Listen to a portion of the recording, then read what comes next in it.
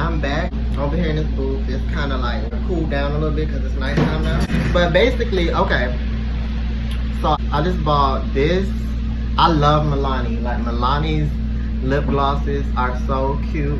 This is the Keep It Full Nourishing Lip Plumper. I just love how this looks. I love this color. I'm trying to see if there's anything else I needed to talk about. To all my transgender sisters, this is what I want to say. Like, don't let anyone make you feel like you have to be validated to be anything that you want to be.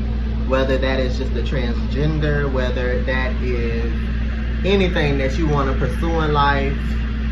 Don't allow anyone to make you feel less than. Like, ladies, we're very special. It's not easy living a life like this. It's not easy being a spectacle, so to speak. It's not easy getting stares day in and day out. It's not easy, you know, not being spoken to or looked down upon. It's not easy, ladies, and y'all, a lot of y'all do it to the max every single day in and day out. So my hats go off to y'all. The highest respect goes out to y'all, because it's a lot of people that can they'll never be able to do what you do. Just understand that. And ladies, you don't have to be validated. If you want to go out the house and not wear makeup, if you want to go out the house and not wear heels, you can do that. There's not one way that a transgender should be. A transgender doesn't always have to walk out with a full face of makeup. I had to be okay with the mindset that I may not be the most beautiful transgender to walk the earth. I may not be the token transgender that everybody looks towards. I had to be comfortable in the fact that whatever my results were, as hopeful as I wanted them to be, I had to be comfortable in my own, what I would call my own transgender womanhood. And one thing that helped me to get into the correct mindset is I thought about the many different types of females that you have. You have your beauty pageant queens, you have your girl next door, you have your pretty girl, you have your popular girl. You have all of these different types of girls, and them being less or more beautiful does not make them less of a woman. And another thing is, beauty is in the eye of the beholder. So the most beautiful women to me may not be that beautiful to you. Some of us can see beauty in more people than others can see. Like, other people are, what's the word I should say? They almost have blinders on. They can only see one specific set of beauty. And that's what you have to remember. Like, sometimes the society that you're in can influence your perception of what beauty is. If you were raised some other way or across the world or something, maybe you would think beauty is something else. Just think about how big women are, very, very big women may be esteemed highly in other cultures, but in certain cultures, like the European culture, let's say, like white people, they may prefer their women to be slim. And I'm just making generalizations, but y'all get what I'm saying. Like, everyone's perception of beauty is different, and the perception of beauty I wanted to satisfy ultimately when it came to my transition was my own. I wanted to have such an inner beauty that I was not defined by how I looked on the outside. And so I know a lot of my life I've had dysphoria regarding the way my appearance is, because it's hard living in a body that you don't feel comfortable in, that you don't feel at home in. I will say, as my transition has gone along, I feel more comfortable. I feel more beautiful than I ever have, just because when you release some of that dysphoria, even if I have not noticed major changes, which I haven't, but being able to even express myself freely, like just with the scarves on my head, with the earrings in my ear, things I used to be so afraid to do, with the nail polish and nails I wear, it's just so liberating. Like, just knowing that I'm getting more comfortable expressing myself. And like I said, I haven't noticed major physical changes myself. It's the inner changes that have been so major to me that I've noticed, and mentally and emotionally and even sexually, I feel more free sexually. And when I say that, I mean I'm not bound by my sexuality. I'm not, I don't think about sex all the time. I never did before, but with testosterone being in your body, you do have much more of a higher sex drive. I never had a high sex drive, I would say. I mean, you know, I had my moments for sure, like anybody else. And in some ways, maybe I did. But I know now my sex life is not just with a mind of its own. It's more focused. That's how I can describe it. I just look forward to see where this journey takes me. Like I said, I wanted to make sure I was doing this for the right reasons, because it's very easy to fall into the trap of wanting, you know, the reason you're doing this is to please a man. Like maybe, because I had a guy I was dealing with. I don't know. It's hard for me to say we were dating, or it's hard for me to say that we were together. Our situation was complicated. He was a DL guy, and we had a very close relationship, very close friendship. We were very intimate. And we had a lot of ups and downs, like very severe ups and downs. And I really, to this day, I still love him. He was one of my best friends ever at the time. And we kind of had to part ways. And I definitely cried when we parted ways our final time. But I'm in a much better place now. I've just been focusing on myself and my transition. But at the time, you know, I had to make sure for sure that I was not doing it for him, because that was what he liked. He liked transgenders and he liked feminine boys, and you know, that was his forte. And I found myself feeling not enough for him during our time together. Like when we were probably together for about a year and a half or something like that. I felt like I wasn't enough for him. I felt like I wasn't good enough, and it really hit my self-esteem. But I wanted to make sure this decision was for me. And I sat back and I reflected on it, and this was something I had to do for myself. So this is something I definitely will say, you know, he definitely encouraged me in some ways when it came to that specific thing. Because of the people he had around him. Like he had a transgender friend. He had told me about these transgenders throughout his life, and I just thought about just the strength that they had to live that way. And there was somebody out there that loved them and or esteemed them highly. Not to say that it's always in the right way, because sometimes it's just a fetish. But ultimately, my decision to start hormones and to come out the way I did was based on the fact that I did not want another year to go by where I questioned it. Another year to go by that I become more masculine as I get older. And masculinization that was irreversible. I've wasted so many of my years just caring so much about what people thought of me. And like I said, I still struggle with that sometimes. But I really held myself back. Something as simple as wearing nail polish. I remember I used to be scared to wear clear nail polish. Like I used to even be scared, like when I first got my first manicure, I was like, oh my God, I'm gonna stick out like a sore thumb. And now I'm wearing like full nails. Like I just can't imagine, I couldn't have never imagined I would be living the way I'm living right now. And it's so freeing. Like I'm not tied down by society.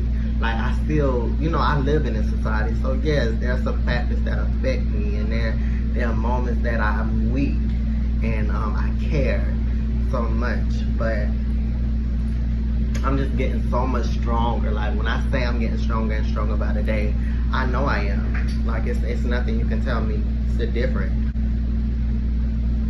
What I would just say is, to my transgender sisters, stick to your guns. Don't allow anyone to deter you. There's gonna be a lot of people against us. There's gonna be a lot of people that oppose everything about you, that they don't find any beauty in you at all. Like they may see you as ugly. Like just, you know, you have to understand the society that we live in, and you have to understand who you are. And that's where I want us all to get to. I want us to just be so free and happy in the society that we live in. It's not where it should be. And ladies, I want y'all to remember that y'all are, like I said before, y'all are all beautiful. You're beautiful when you can walk out the house with your head up high and just be yourself. Ladies, we gotta stick together. Just remember that. No matter how far you are in your transition, some of us will be further along than others. Some of us will have opportunities that others don't have. Some of us will have privileges that others don't have. is all dependent on race, on location, on area, you know, all these different things. And that do play a part. They do play a part. And for instance, someone like me who's in the black community, you're not going to get a lot of people embracing you and your family. And you may not get your family embracing you, you know, in a white family, but I know that as a black person, I know the stigma attached to being just a homosexual. I mean, you take it a step further and say you're transgender, they're going to look at you like you are a dragon with 3 heads. Like it's so far left field for my community. Also, y'all, I hit on a lot of different subjects, but I wanted to give a shout out to one. I ain't coming. Okay, now you want to come. Ooh, these bugaboos. How you doing? How you doing? I'm fine. Thank you. Thank you. Okay, y'all. I gotta tell y'all, I have made a new friend on this new job I'm on. Like, I met like a very good friend. Like, I never would have thought I would have been friends with. Like that. Like, but they like are like, they have my back to the fullest. Like, for real. Like, when I say that, like, they really be looking out for me, and they want the best for me, and almost like family. Like, I have not had found, you know, the Bible talks about finding a friend that's be closer than a brother to you. I had never really found a friend like that. I don't even want to put his name out there like that or anything, you know, just to be respectful. So I don't know, I'm just like that. But all I can say is I've never like really trusted black men.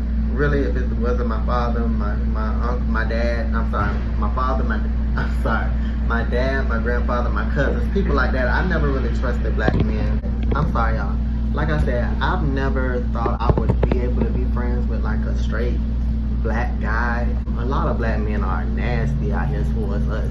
Like anybody in the LGBT community, or even if they're not nasty, they like standoffish. Like, you can tell like they don't want to F with you like that. Like, I have experienced that a lot in my life. It's just like a regular gay person. So imagine how I feel it now, like when they feel like they probably kind of get uncomfortable around me. But if people know better than to be disrespectful unless they in a group. Okay. It's like they coming out of woodwork today. I promise you. I promise you. They ain't never been this big. I promise you. You know what? It must be a whole bunch of flights right now. That's all I can do now. Ooh, that nigga was so sexy right there with the goals in his mouth. Ooh, Lord. Let me focus. But listen, this person here, he don't make me feel awkward. He tries to make me feel comfortable, like I belong. And I never would have thought I would get that out of somebody who I usually, you know, am standoffish towards. I'm usually just as standoffish towards black men as they are to me, because I don't trust them, you know. I don't listen. Like, I know in the back of their mind that like they don't F with me, and so I don't F with you because you don't F with me. If you really knew me, you really would F with me, because guess what? I'm a cool person. This person here sees me for who I really am, like the real person inside of me. Like, he sees me, he sees the good in me, and he inspires me to do better and be better. Not to say he's perfect or anything like that, but when we talk, we have real conversations about real stuff. And I just want to give respect out to him as an individual, especially overcoming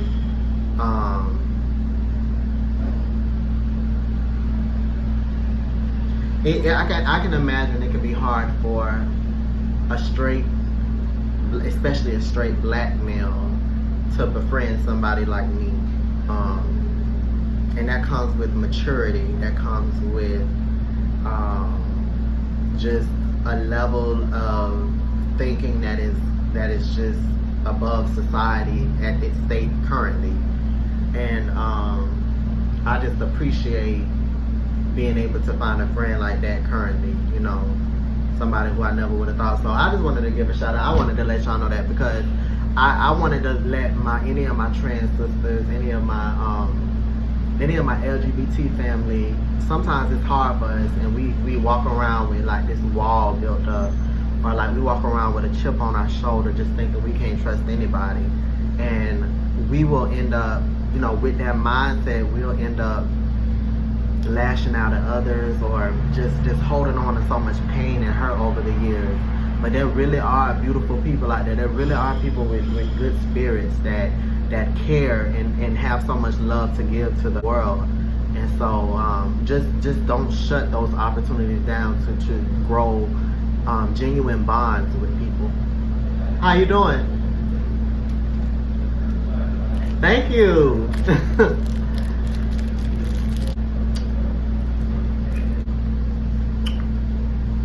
And so don't be afraid to open up sometimes. Like, you have to use your intuition, use your sense of discernment to pick up on things, and making sure that people are their intentions are pure when it comes to you. But just don't give up hope that you belong, you know, because guess what, sis? You belong. Like, no matter what nobody else says, sis, you belong. And a lot of people will try to cancel you, will try to erase you. But guess what, sis? You belong. But y'all, I'm about to do my nails. I'm getting caught up. And there's too many people coming up, so let me do my nails and I'll see y'all later. Bye.